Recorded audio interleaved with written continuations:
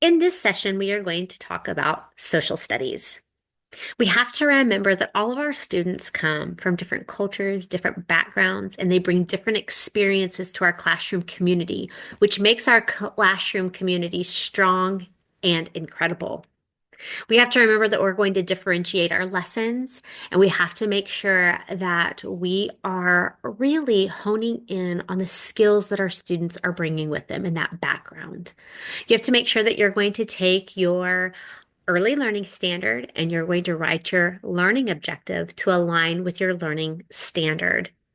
So you can talk about communities, you can talk about their experiences, you can have children just navigate through the classroom community with what they bring with them. So, a few things that I do when I talk about social studies is the very first thing I do is set up my classroom community. My classroom community starts from day one. The students walk in and they feel like they are a value member of the community. We write our expectations and our goals together. We're positive. We encourage each other to succeed.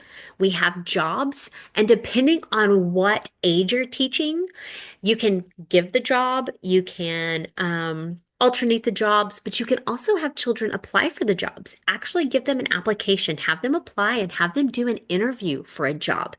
And that makes them buy into the classroom community. When they help set up expectations, when they have a job to perform, when they know that the people in their classroom are a part of the community, then they are a part of the larger community that you live in, and then the state that you live in, the United States, and the world as a whole. So we start that learning from day one. It's very simple learning and it just gets bigger, and we continue to talk about the community. You want them to have a buy-in. You can also send your students on virtual field trips. They can go to zoos, they can go to national parks, they can even go to the M&M factory. There's so many places that you can send them so that they can see what's going on outside in the world. It's always fun to take a live field trip like to a farm or to a cave, but that's not always possible. So a virtual field trip is always something that you can do. Weather is another thing that I really like to talk about. Because weather is part of how children learn to choose their clothing. They need to learn about how snow affects agriculture and what our animals are doing and what they're for. So, one of the things that I like to talk about is um, weather. This is one of my make and take books. If it's cold and you know it, wear orange boots. If it's cold and you know it, wear orange boots. Bundle up before you go. Be ready for the snow. If it's cold and you know it, wear orange boots. And then the students get to pick out what they're wearing. And so you can do this for cold, you can do this for hot, you can do this, and it goes through and it does mittens and it does gloves. But when you're getting to know your entire community and where they're coming from, you also want to do an all about me book. This one is Who is my teacher? I go through each page and I tell my students about myself and who I am.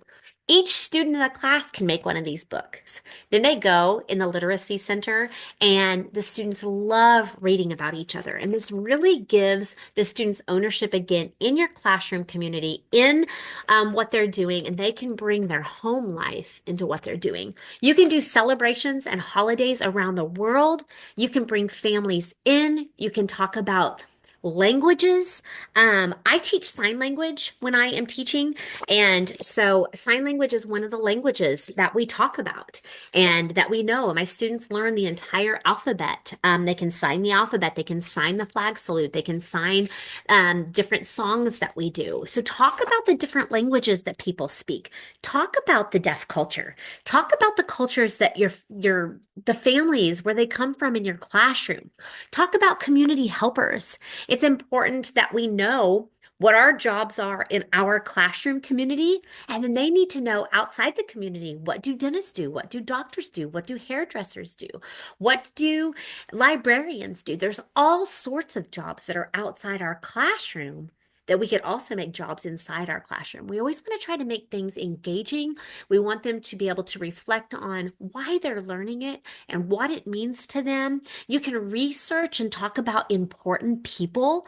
I remember in second grade, my teacher had me dress up as one of the main characters in Laura Ingalls Wilder, and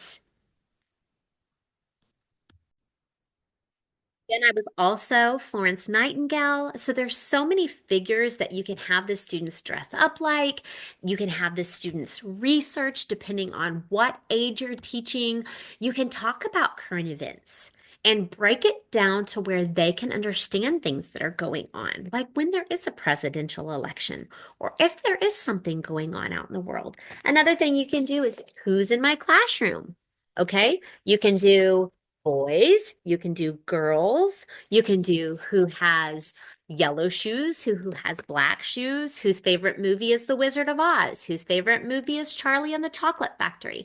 There are so many things that you can bring in to make sure that you're teaching about a child's culture, to teach about a child where they come from, um, and to really hone in on the skills that we want them to know and the learning objectives that you're having to teach. Make sure that you're being creative. Make sure that you're using developmentally appropriate practices, and make sure you're involving the families and the students alike and really build that foundation in that relationship.